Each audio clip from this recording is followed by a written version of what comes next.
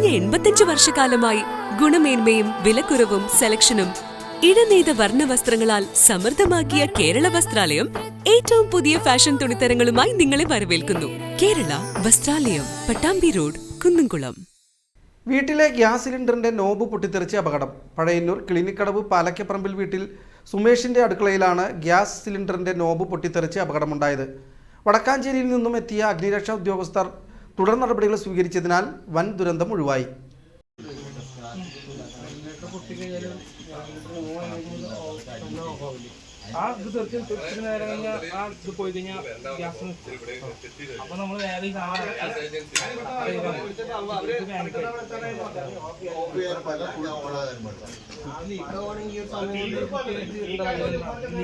Pressure കാരണം sound ഉണ്ടാവും. രാവിലെ 10:30യോടെയാണ് കാലിയായ ഗ്യാസ് കുറ്റി മാറ്റി പുതിയ സിലിണ്ടറിലേക്ക് നോബ് കണക്ട് ചെയ്യുന്നതിന് തൊട്ടു പിന്നാലെയായിരുന്നു സ്ഫോടനം. പരിഭ്രാന്തനായ സുമേഷ് ഉടൻ തന്നെ അടുക്കളയിൽ നിന്ന് പുറത്തേക്ക് ഓടിയതിനാൽ പരിക്കേൽക്കാതെ രക്ഷപ്പെട്ടു.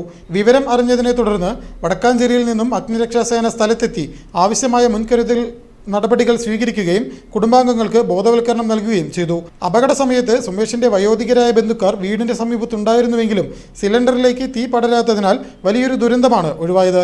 പഴയന്നൂർ ഗ്രാമപഞ്ചായത്ത് അംഗങ്ങളായ പി കൃഷ്ണകുമാർ എന്നിവർ അപകടം നടന്ന വീട് സന്ദർശിച്ചു.